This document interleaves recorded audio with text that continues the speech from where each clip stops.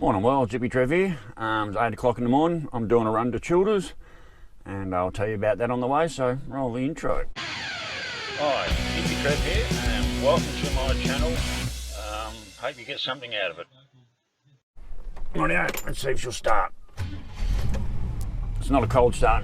I had it warmed up this morning. Oh, I didn't film it, and I didn't come out and bring the camera out, but oh my God, I nearly set the poor old boat on fire this morning. So, start her up in the shed.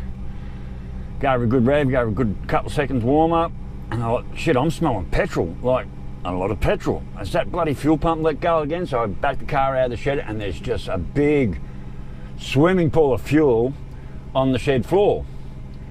So I lift up the bonnet, well, I'll turn the car off, so I lift up the bonnet, and there's just fuel everywhere. And I thought, oh shit, you know, does the bloody float shit itself on the carby again, or whatever? And then I realised, because of all the fittings in the wrong place, I've had to extend all my fuel lines, and I extended it with a bit of pipe that was only about that long, and one of my hose clamps let go, so I just sprayed the whole underneath of the bonnet with fuel, and I reckon I was about that far off, literally setting the whole boat on fire.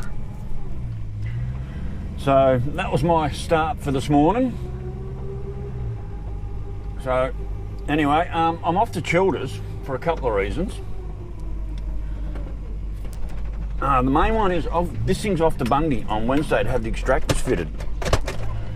So I need to do sort of a test run to Childers. Now Childers is only about 60-mile round trip.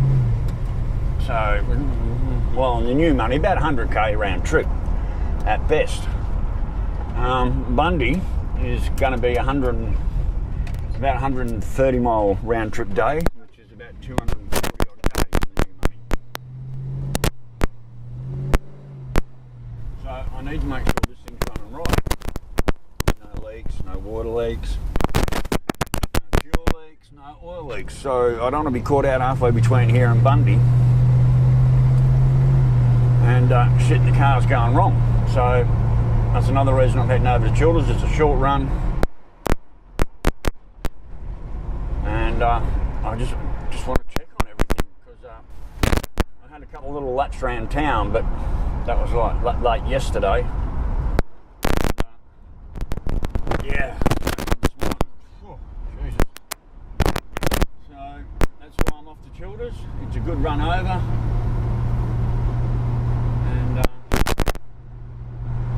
I'm also going to pick up some cigars again. Fuck it.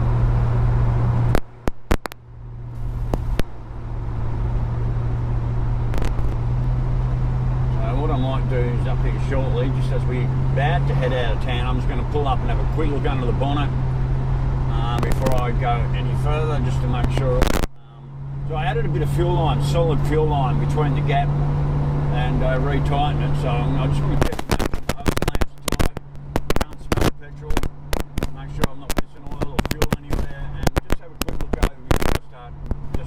time I turn the camera around, I pull the mic box out of the GoPro, and I've kept turning it off and turning it on again.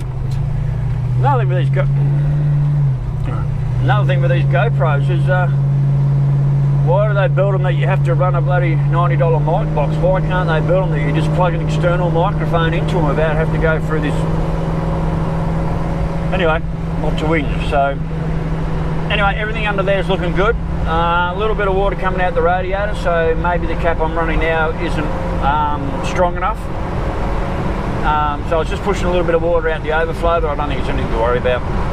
No oil leaks, no fuel leaks, nothing else dripping out the front of the radiator. I've got like 15 litres of water on board, so if worse comes to worse, I'm good there.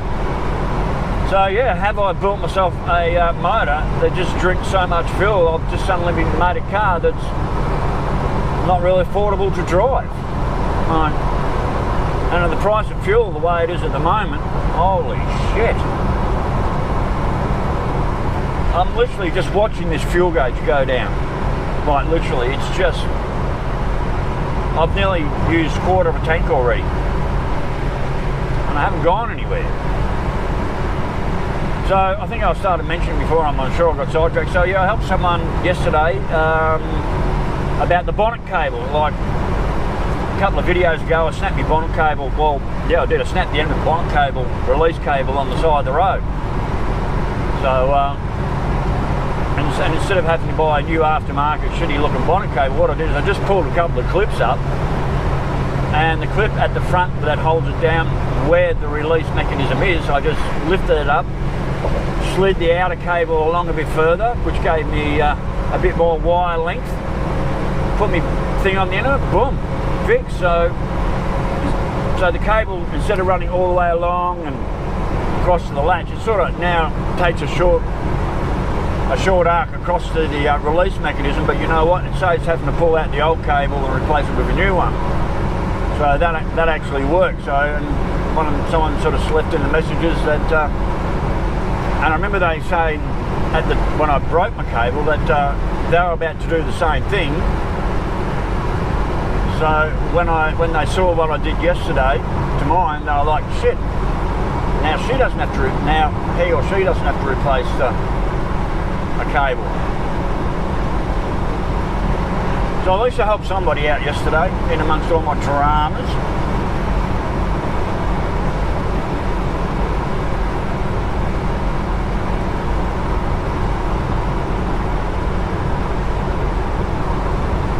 So anyway, the boat she's running beautiful, really is. But yeah, very, very thirsty at the moment. So that's another thing, the trip up to Bundy and back. I'll have it completely topped up. I'll top it up tomorrow night. Tomorrow afternoon I'll have it topped up when I park it in the shed. And when I do the run to Bundy and back, I'll see exactly how much fuel I use, and then I can be working out exactly how expensive this car is to run. Maybe I need to put some smaller, I've got 65 jets in, maybe I need to downsize, maybe go back through the carby and start downsizing my jet sizes. I might be having too big of jets in here. There is the option of throwing the 2.75 diff in. There is the option of throwing in the 2.78 diff.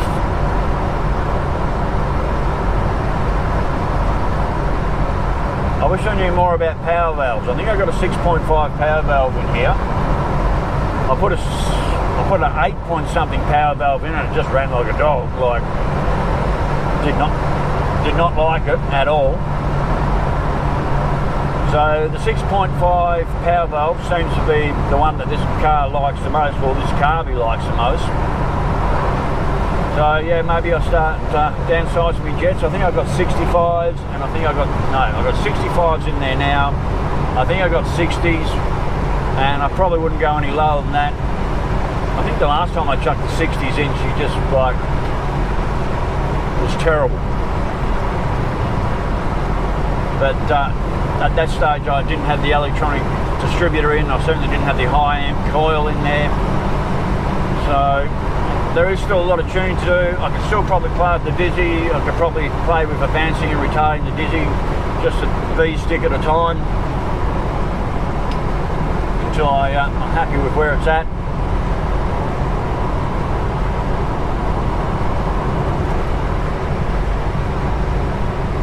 Suspicious that I'm smelling fuel again. Sure as shit hope not. I said I looked under the bonnet there before and nothing, so I'm just going to assume everything's 100%. I'll recheck it when I get into Childers, I guess. Might be in for a bit of a warm one today, hopefully. We've had the strangest weather up here this year. I don't know why that moved. We've had the strangest, we've had the longest winter that I can remember. We've had not probably the coldest, but it was cold for a lot longer. So much rain.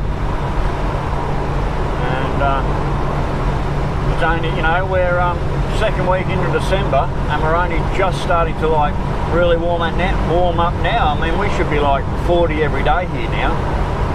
And we're lucky to be topping 30. That's a big difference. So if that's global warming, it really fucking sucks. Alright, I didn't catch it, but we're just heading into the death zone. Now I can normally get all the way through here without having to touch my brakes, and I can usually get through between 50 and 60 mile an hour. And I can usually get all the way through here without having to touch my brakes or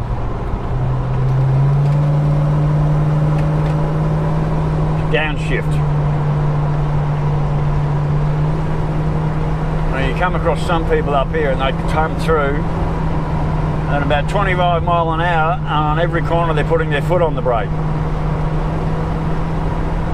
Now I fully understand if you don't know the road why that would be, but these corners aren't that bad that you can be stuck at 25 mile an hour and putting your foot on the brake going through every bloody corner. It's just crazy. So I'm averaging about 50, 55 mile an hour at the moment. Get to a corner like here, pull your foot off the accelerator, power through the corner, don't need brakes. There are a couple of corners that I do head in a little bit hot. So another job this car is going to need doing is the front springs need replacing. Springs and shockies, I guess, but basically front springs. I'm still only running 6-cylinder springs in this thing. I haven't really, she's probably a little bit sway up the front, a little bit more boaty through the corners and on the road. So I've got a brand new set of V8 springs there I bought quite a while back. It's a job I can't do myself in the driveway. I don't trust myself because I don't have the right gear for clamping springs down. I certainly don't want the front end with all my wishbones hanging out springless in my driveway and having to ring a mobile mechanic to maybe come and not do it. So that job I'd probably hand over to JJ's in town. I think they'd quite be a couple $100 with a wheel alignment. But my front tyres are also starting to get down. Now I've had these tyres on here 5.5. I've had the front tyres on here 5.5 years. I put them on 5.5 years ago, pretty much when I first got it.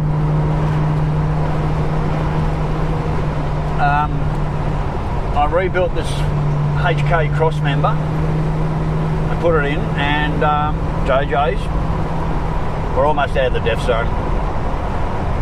There we go, we're out.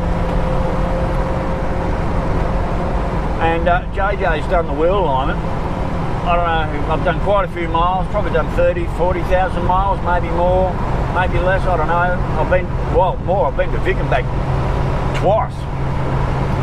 And haven't scrubbed the tyre. Normally on these old girls, they normally scrub the inner tread or sometimes the outer, but more than likely, because of their towing and campers, they scrub out the inner tyres. Well, my front tyres, which are 215 14s, 60s, flat, straight across the board, no scrubbing, no wearing, they're worn down perfectly, so they're just coming down to the wear marks now. I put 2 3.5s on the back, nice fatties. So when I go to put the front springs in, when the front springs go in, it's going to need another wheel alignment.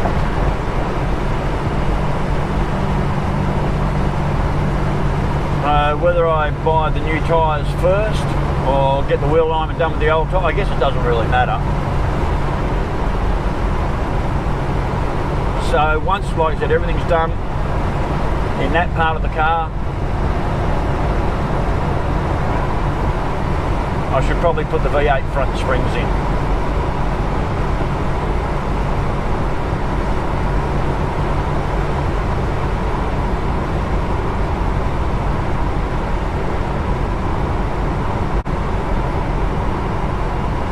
Yes, this fuel gauge is certainly dropping in quick.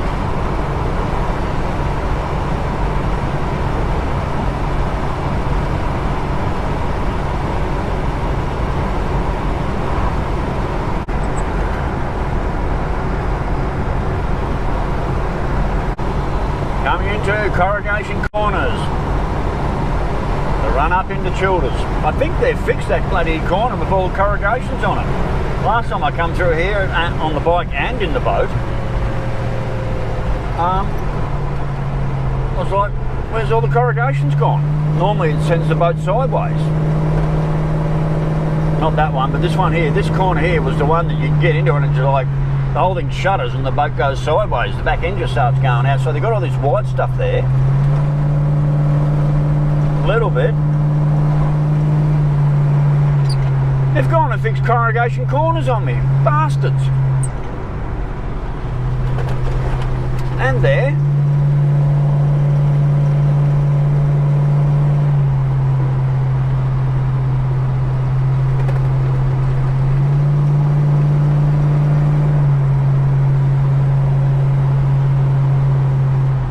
Touchdown shoulders. Woohoo! Hot dog. Yeah, okay, so they're going to fix bloody corrugation corners on me. Bastards. I used to love coming up here, having the boat shimmy sideways. I used to love coming up on the bike and blah through those corners. I used to love that, and they've gone and bloody well fixed it. Bastards. Oh well. Alright, not far from destination.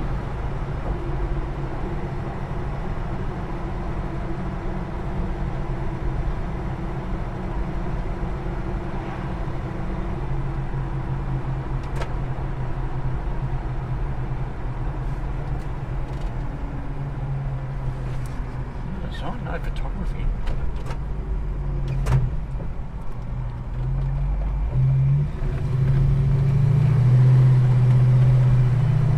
You guys can have a look.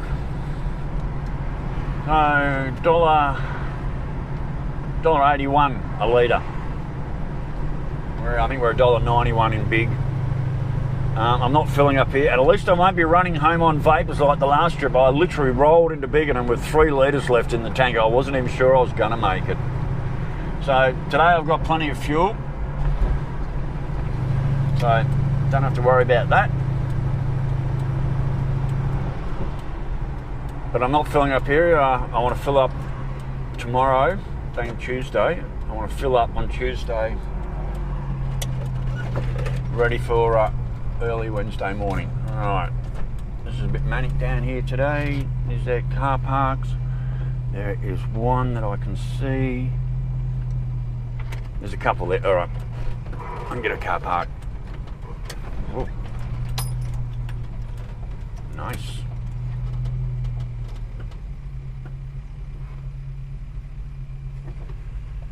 Whew, that was hot. Oh, that looks like a good spot to park right there. Nice and easy to get into.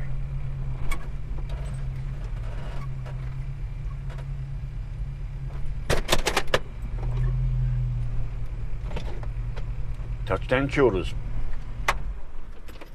Right, our worlds. I'll catch when I get back. Right, our worlds, got what I wanted. Quick check under the bonnet, everything's good there.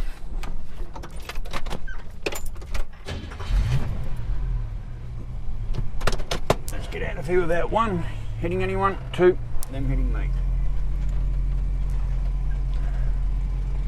They didn't quite have everything I wanted, but oh, I hate these car parks. They're a tight fit. There we go. Rightio. Let's get the fuck out of Dodge.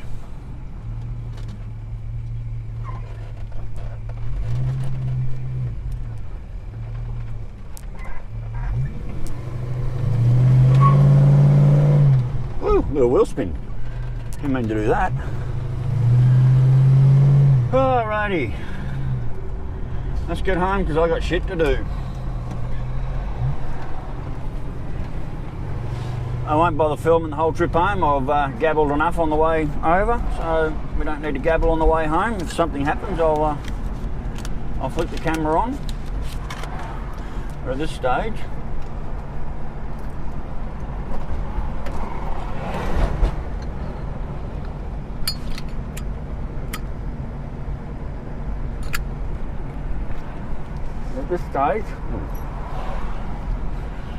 this stage I don't really need to film on the way home. Deserve a bit of battery life and a bit of SIM card life. I don't think there's anything else I really need here. Oh, let's get out of here.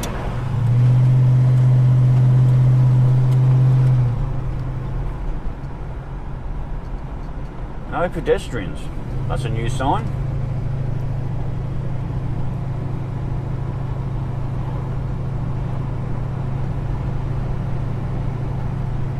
Alright. Oh, well, she's running good. A little bit thirsty.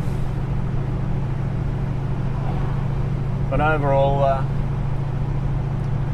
finally I think we've had a win. And I can get back to concentrating on other things I need to get done. Like I said, this thing's been like a constant 5-month saga, and she certainly does keep creating content.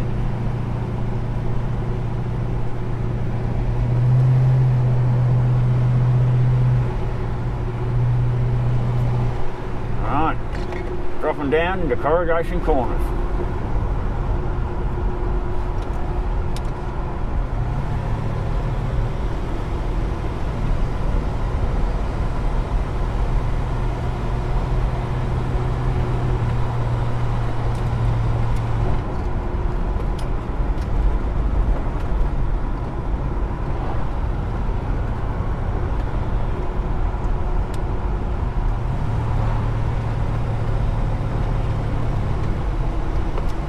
Oh, clunk. Poor old diff.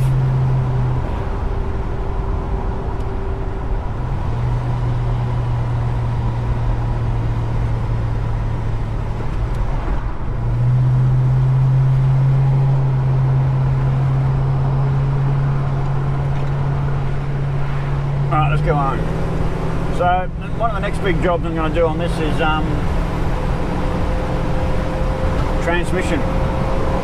Oil and filter change, and maybe a band adjustment. I can do the oil and filter change, and I've watched a few YouTubes on how to adjust the band. So anyway, well, I'm going to leave it there, and I'll pick you up on the way as we're coming to home, unless something amazing happens in between. Which I doubt. I'll catch you when we're back in the big. Later. Rightio world. So I'm here on the side of the road, and I saw this guy parked, and he seemed to be struggling a bit with his car, and I pulled over, and he's got mags on it, but the wheel spanner they gave him didn't fit his mags. So literally lucky for this guy, I had my toolbox on board, pulled out my 20mm long extension bar, T-bar, got his wheel off, got his spare on, and we'll have this guy back on the road. Well, he's pretty much back on the road already, he's just packing his boots. So he's only off the gin, but his tyre is flat. He's got mags on it, and yeah, his wheel brace didn't fit in the mags. He was stranded here on the side of the road. No one had pulled up and offered to help. And I thought, well, I made a vow to myself, the next time I see someone stranded on the side of the road and I've got tools on board, I'm going to pull it and just see if, you know, I can always tell you, no, piss off, I'm all right. But today he actually needed my help, so my good deed for the day. Let's hope it goes unpunished. Whew. Come on and say good day, mate. I'll put you on my channel. Yeah. So this is a guy. What's your name, mate? Palimo. Palimo. Hippy Trev. Nice to meet you. Have a sticker. That's my channel, right? See, Hippy Trev. Very good. And that's me catch cries. Knees into breeze, because I ride a motorbike. Nice. So anyway, stick your head in and say good day. What's your name? Palimo. Palimo. Yeah. Well, we got you saved, mate. Thank you very much. Glad to help. Lucky I was carrying my tools today. Yeah. Put her there, mate. All right, have a safe trip to Gin Gin. Have a good one. You too, mate. I'll catch you later. See ya. See you, mate. Safe travels. Oh, that was cool. Oh, now I can't see if anything's coming behind me. Nope. See you, mate.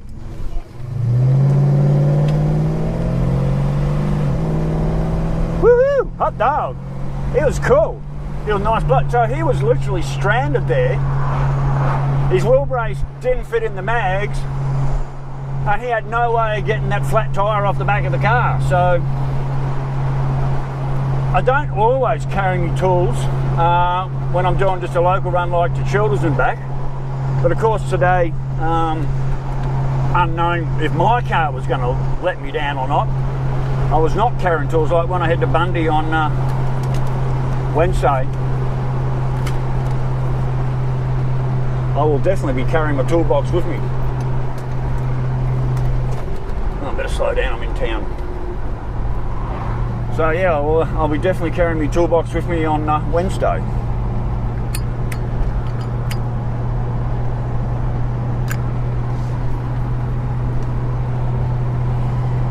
And I did say to myself a long time ago, because I've had a few people pull up and help me when I've needed it. I did say to myself a long time ago, God, this road's in bad shape here. That's fucking huge. I'd hate to be hitting them potholes on the bike. Oh my God. That if I did see someone on the side of the road and they looked like they were in trouble and I had my tools on board, I would pull up and see if I could help. So I pulled up and I was actually able to help. So there you go. Not far to home.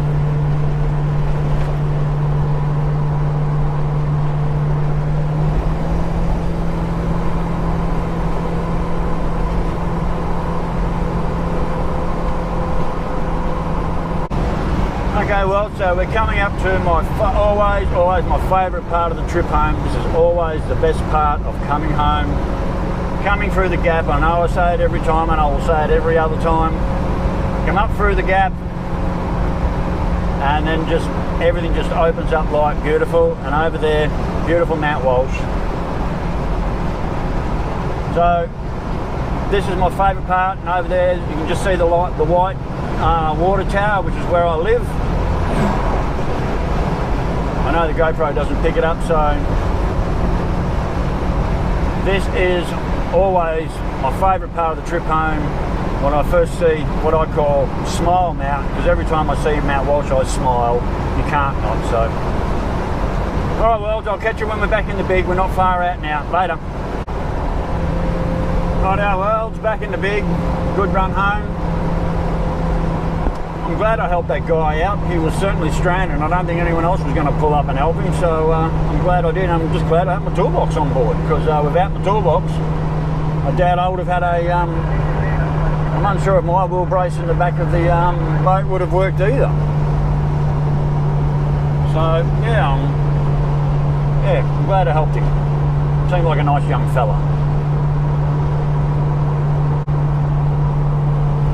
Alright, back in the big. Go home, let the boat sit, and hopefully no drips, drops or nothing underneath the car that shouldn't bloody well be there.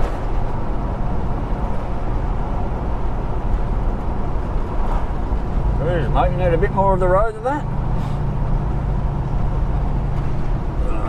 Look at that. How can you not say that's not a beautiful mountain? It is. Might have to go up and climb it again one day, although now summer's here, I don't think I'd be that keen to want to go up in the height of summer.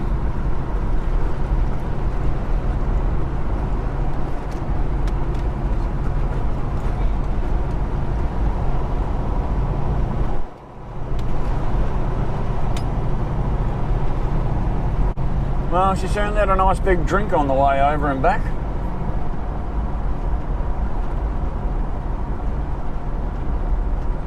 Kimbers.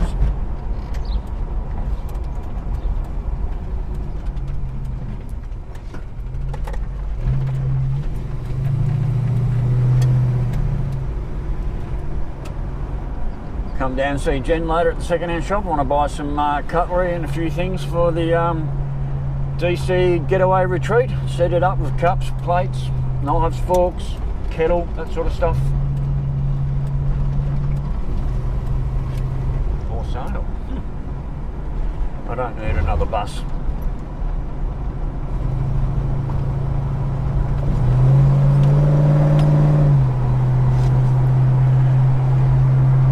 Yeah, so the way this old girl sounds, the way the boat sounds, do I even need extractors on here? I guess I do.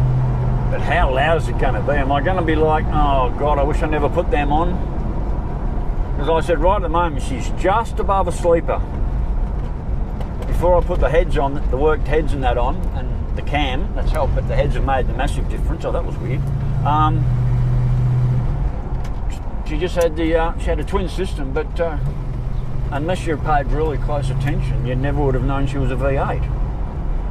So since the heads are gone on and the cam's gone, she just makes this beautiful sound now. So